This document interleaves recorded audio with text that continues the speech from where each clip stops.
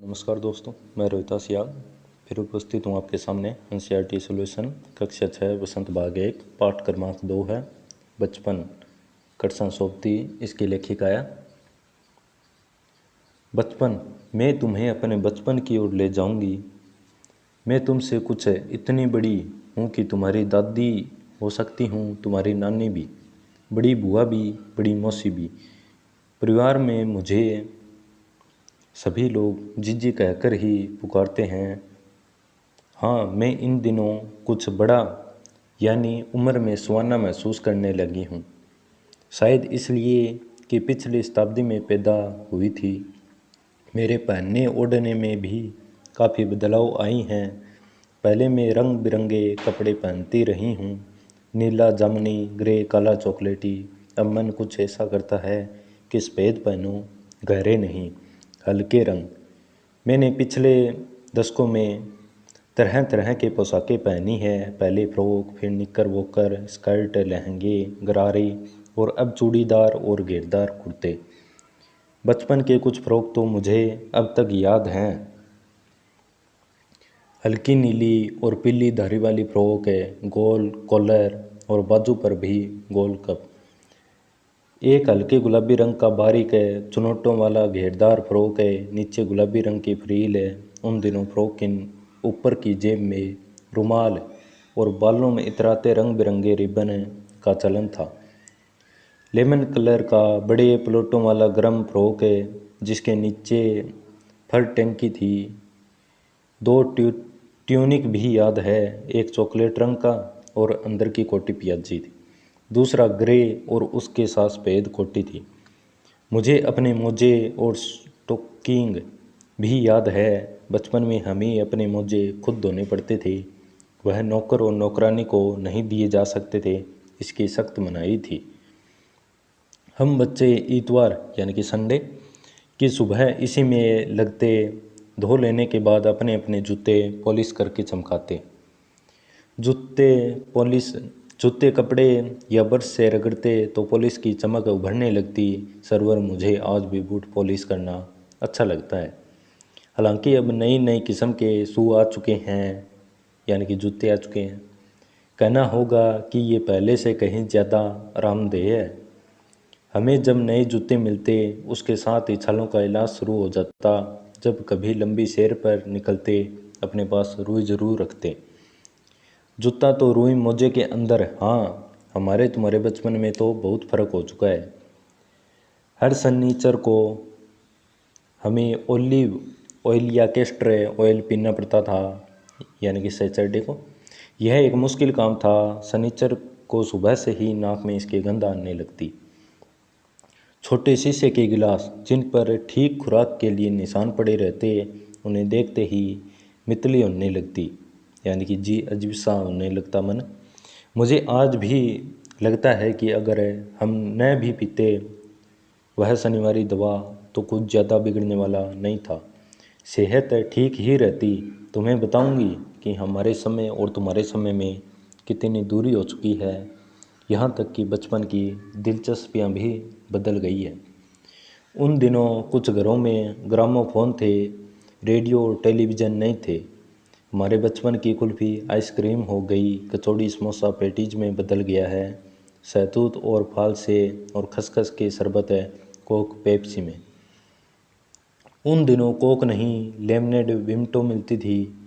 शिमला और नई दिल्ली में बड़े हुए बच्चों को बेंगर्स और डेविको रेस्टोरों की चॉकलेट और पेस्ट्री मज़ा देने वाली होती। हम भाई बहनों की ड्यूटी लगती शिमला मॉल से ब्राउन ब्रेड लाने की। हमारा घर मॉल से ज़्यादा दूर नहीं था। एक छोटी सी चढ़ाई और गिरजा मैदान पहुंच जाते। वहां से एक उतराई उतरते और मॉल पर कन्फेक्शनरी काउंटर पर पेस्ट्री और चॉकलेट की खुशबू मन भावनी। तरह तरह की हमें हफ्ते में एक बार चॉकलेट खरीदने की छूट थी। सबसे ज़्यादा मेरे पास ही चॉकलेट टॉफ़ी का स्टॉक रहता। हाँ, मैं चॉकलेट लेकर खड़े खड़े कभी न खाती, घर लौटकर साइड बोर्ड पर रख देती और रात के खाने के बाद बिस्तर में लेटकर मज़ा ले खाती। शिमला के का फूल भी बहुत याद आते हैं। खट्टे मीठे, कुछ है एकदम लाल है, कुछ गुलाबी रस भरी। कस्मत सोचकर ही मुँह में पानी भर जाए। चेस्टनट एक है और गजब की चीज़ है, आग पर भुने जाते और फिर छिलके उतार कर मुँह में। चने जोर गरम और अनारदाने का चूर्ण। हाँ, चने जोर गरम की पुड़िया तो तब भी थी, वह अब भी नज़र आती है। पुराने कागज़ों से बनाई हुई इस पुड़िया में मेरा हाथ का कमाल है। नीचे से तिरछी लपेटते हुए ऊपर से इतनी चौड़ी कि आसानी से हथेली पर पहुंच जाए। एक वक्त था जब फिल्म का गाना चना जोर गरम, बाबू में लाया मज़ेदार चना जोर गरम, उन दिनों स्कूल के हर बच्चे को आता था। कुछ बच्चे पुड़ियाँ पर तेज़ मसाला बरकवाते। पूरा गिरजा मैदान घूमने तक यह पुड़िया चलती। एक एक चना पापड़ी मुँह में डालने और कदम उठाने में एक खास ही ले रफ्तार थी। छुटपन में हमने शिमला रिज पर बहुत मज़े किए हैं, घोड़ों की सवारी की। शिमला के हर बच्चे को कभी न कभी यह मौका मिल ही जाता था। हम जाने क्यों घोड़ों को कुछ कमतर करके समझते, उन पर हंसते थे। ननिहाल के घोड़े खूब हष्ट-पुष्ट और खूबसूरत है, उनकी बात फिर कभी। शाम को रंग बिरंगे गुब्बारे, सामने जाखू का पहाड़, ऊंचा चर्च। चर्च की घंटियां बजती तो दूर दूर तक उनकी गूंज फैल जाती। लगता इसके संगीत से प्रभु यीशु स्वयं कुछ कह रहे हैं। सामने आकाश पर सूर्यास्त हो रहा है, गुलाबी सुनहरी धारियां नीले आसमान पर फैल रही हैं। दूर दूर फैले पहाड़ों के मुखड़े गहराने लगे और देखते देखते बत्तियां टिमटिमाने लगी। रिज पर की रौनक और माल की दुकानों की चमक भी क्या कहने। स्कैंडल पॉइंट की भीड़ से उभरता कोलाहल है। सर्वर स्कैंडल पॉइंट के ठीक सामने उन दिनों एक दुकान हुआ करती थी, जिसके शोरूम में शिमला कालका ट्रेन का मॉडल बना हुआ था। इसके पटरियाँ, दो छोटे छोटे डिब्बों वाली ट्रेन, एक और लालटेन की छत वाला स्टेशन। पिछली सदी में तेज रफ्तार वाली गाड़ी वही थी। कभी कभी हवाई जहाज ना देखने को मिलते। दिल्ली में जब भी उनकी आवाज़ आती, बच्चे उन्हें देखने बाहर दौड़ते। दिखता एक भारी भरकम पक्षी उड़ा जा रहा है, पंख फैलाकर, यह देखो, और वह गायब। उसकी स्पीड भी इतनी तेज़ लगती। हाँ, गाड़ी के मॉडल वाली दुकान के साथ एक और ऐसी दुकान थी जो मुझे कभी नहीं भूलती। यह वह दुकान थी जहाँ मेरा पहला चश्मा बना था। वहाँ आँखों के डॉक्टर अंग्रेज़ थे। शुरू शुरू में चश्मा लगाना बड़ा अटपटा लगा। छोटे बड़े मेरे चेहरे की ओर देखते और कहते, आंखों में कुछ तकलीफ़ है, इस उम्र में ऐनक, दूध पिया करो।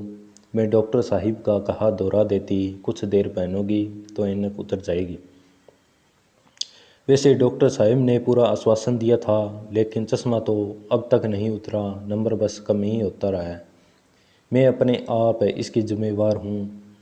जब आप दिन की रोशनी को छोड़कर रात में टेबल लैंप के सामने काम करोगी तो इसके अलावा और क्या होगा। हाँ, जब पहली बार मैंने चश्मा लगाया तो मेरे एक चचेरे भाई ने मुझे छेड़ा, देखो देखो कैसी लग रही है। आँख पर चश्मा लगाया ताकि सूझे दूर की, यह नहीं लड़की को मालूम सूरत बनी लंगूर की। मैं खिज्जी कि मुझ पर यह क्यों दोहराया जा रहा है, पर शेर बुरा न लगा है, कुछ बुरा न लगा। जब वह चाय पीकर चले गए तो मैं अपने कमरे में जाकर आईने के सामने खड़ी हो गई। कई बार अपने को देखा, ऐनक उतारी, फिर पहनी, फिर उतारी, देखती रही। सूरत बनी लंगूर की, नहीं नहीं नहीं, हाँ हाँ हाँ। मैंने अपने छोटे भाई का टोपा उतार कर सिर पर रखा। कुछ अजीब लगा, अच्छा भी और मजाकिया भी। तब की बात थी, अब तो चेहरे के साथ घुल मिल गया है। चश्मा जब कभी उतरा हुआ होता है तो चेहरा खाली खाली लगने लगता है।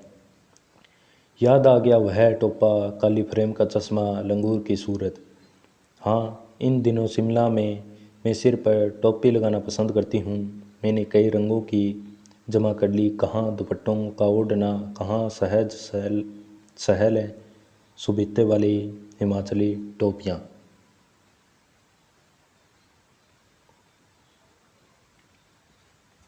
प्रश्न है, लेखिका बचपन में इतवार की सुबह क्या क्या काम करती थी। लेखिका बचपन में इतवार की सुबह ये कार्य किया करती थी, जैसे जूतों को पॉलिश करना, मोजों व स्टॉकिंगों को धोना। प्रश्न दूसरा है, तुम्हें बताऊंगी कि हमारे समय और तुम्हारे समय में कितनी दूरी हो चुकी है। इस बात के लिए लेखिका क्या क्या उदाहरण देती है। हमारे समय और तुम्हारे समय में कितनी दूरियां हो चुकी है, इस बात से लेखिका कहती है, अब बचपन की रुचियां बदल चुकी। अब कुल्फ़ी की जगह आइसक्रीम, कचौड़ी, समोसा की जगह पेटीज लेती जा रही है। शहतूत और फालसे और खसखस के शरबत कोक और पेप्सी में बदल गए हैं। आजकल ग्रामोफोन की जगह हर घर में रेडियो और टेलीविज़न आ गए हैं। लेखिका को चश्मा क्यों लगाना पड़ा। चश्मा लगाने पर उनके चचेरे भाई क्या कहकर चिढ़ाते थे। लेखिका को चश्मा इसलिए लगाना पड़ा क्योंकि रात में टेबल लैंप की रोशनी में काम करने से लेखिका की आंखों की रोशनी कमज़ोर हो गई थी। चश्मा लगाने पर उनके चचेरे भाई उन्हें यह कहकर चिढ़ाते थे कि आंख पर चश्मा लगाया ताकि सूझे, यह नहीं लड़की को मालूम सूरत बनी लंगूर की। लेखिका अपने बचपन में कौन कौन सी चीज़ें मजा ले खाती थी, उनमें से प्रमुख फलों के नाम लिखो। लेखिका बचपन में अनारदाना का चूर्ण तथा चॉकलेट बहुत मज़े से खाती थी। उनमें से प्रमुख फलों के नाम कुछ इस प्रकार है, जैसे रसबेरी, कशमल और काफल।